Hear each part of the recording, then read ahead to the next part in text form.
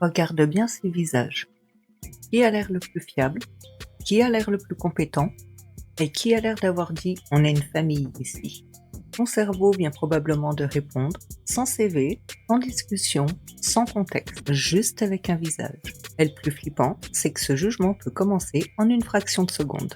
Certaines recherches montrent que nous pouvons former une impression sociale à partir de visages en une fraction de seconde. Autrement dit, ton cerveau juge bien plus vite qu'un ado ne ferme une page quand ses parents rentrent dans la chambre. On aime penser qu'on est rationnel. On se dit « moi, je juge pas à l'apparence ». Moi, je prends le temps de connaître les gens. Moi, je suis profond. Oui.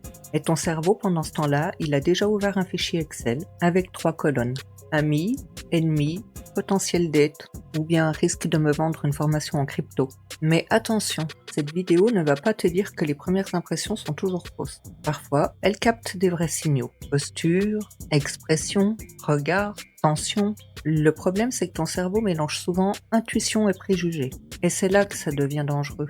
Dans les 5 prochaines minutes, on va voir pourquoi ton cerveau juge aussi vite, pourquoi il se trompe parfois avec une confiance scandaleuse, et comment reprendre un peu le contrôle sur ce premier regard. Petite expérience, je te montre 4 visages. Tu n'as pas le droit de réfléchir, juste ressens. Visage 1, fiable ou pas fiable. Visage 2, dominant ou discret. Visage 3, sympathique ou froid. Visage 4, compétent ou j'ai oublié le mot de passe d'un fichier important. Voilà, tu as peut-être eu une impression immédiate. Si tu n'en as pas eu, félicitations, soit tu t'es entraîné, soit ton Wi-Fi émotionnel est en panne. Mais pour la plupart d'entre nous, ces jugements surgissent automatiquement. Les travaux d'Alexander Todorov et de ses collègues ont montré que les jugements de confiance à partir de visages peuvent prendre jusqu'à 100 millisecondes. Plus on laisse de temps, plus les gens deviennent confiants dans leur jugement, mais pas forcément plus exact. C'est comme si ton cerveau disait « j'ai vraiment pas beaucoup d'informations, alors je vais être sûr de moi ». Classique. Au centre de cette petite histoire, il y a une structure dans notre cerveau, l'amygdale. Pas l'amygdale dans la gorge, l'amygdale dans le cerveau. L'amygdale agit comme un vigile un peu trop sérieux à l'entrée de ta conscience. Avant même que ton cortex, la partie la plus réfléchie, ait le temps de dire « attends, analysons calmement la situation », l'amygdale, lui, demande déjà « danger ? Pas danger ». Des recherches en neurosciences suggèrent l'idée d'une voie rapide, directe et grossière vers l'amygdale. Elle est capable de traiter certains signaux très vite, parfois même avant une perception pleinement consciente. Et d'un point de vue évolutif, ça a du sens. Imagine ton ancêtre dans la savane. Il voit une silhouette au loin. Si il se dit « attendons une analyse sociologique complète de cette forme mouvante » et que c'est un tigre, fin de la lignée. Donc le cerveau, il a appris à préférer une erreur rapide plutôt qu'une vérité tardive. Ton cerveau n'a pas été conçu pour être juste, il a été conçu pour te maintenir en vie. C'est beau, c'est poétique, et c'est aussi la raison pour laquelle tu peux détester quelqu'un juste parce qu'il a la même tête que ton prof de maths.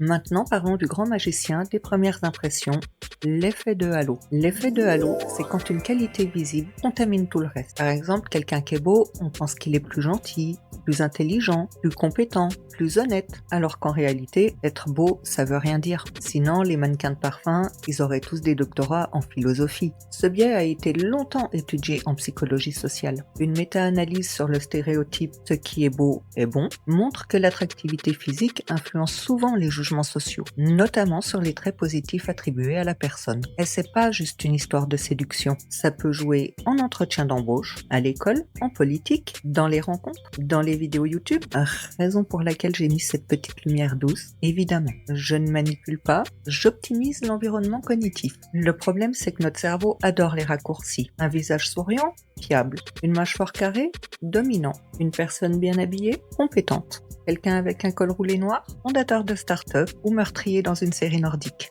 Les raccourcis, ils peuvent parfois aider, mais ils peuvent aussi renforcer des préjugés injustes. Le problème, c'est que nous vivons dans un monde moderne avec un cerveau ancien. Ton amygdale, il a été sculpté pour repérer les menaces dans la nature. Mais aujourd'hui, il travaille sur des photos LinkedIn, des profils Tinder, des entretiens Zoom et des réunions où quelqu'un dit « petit point rapide » et ça prend 45 minutes. En entretien d'embauche, un recruteur peut se faire une première impression très rapidement. Il passera ensuite le reste de l'entretien à chercher des preuves qu'il a raison. C'est ce qu'on appelle le biais de confirmation. Une fois qu'une première idée est là, notre cerveau aime collectionner les indices qui la confirment et ignorer ceux qui la contredisent. Donc, si quelqu'un te semble compétent dès le début, tu risques d'interpréter ses hésitations comme de la réflexion. Par contre, si quelqu'un te semble peu compétent dès le début, ces mêmes hésitations, c'est de l'incompétence. Même comportement, deux histoires différentes. C'est ça la magie noire du premier regard. Et dans les rendez-vous amoureux, c'est pareil. Si une personne arrive en retard et qu'elle te plaît, tu vas te dire, elle est spontanée. Par contre, si elle te plaît pas, manque de respect, red flag, préparer le tribunal. Alors, comment on fait? On peut pas supprimer les premières impressions. Elles arrivent trop vite, mais on peut les ralentir. Voici une méthode simple en 3 étapes. Premièrement, nommer l'impression. Quand tu rencontres quelqu'un, dis-toi mentalement, ok, c'est qu'une impression. Pas, cette personne est froide, mais j'ai l'impression qu'elle est froide. Cette petite phrase crée une distance. Tu ne confonds plus ton ressenti avec la réalité.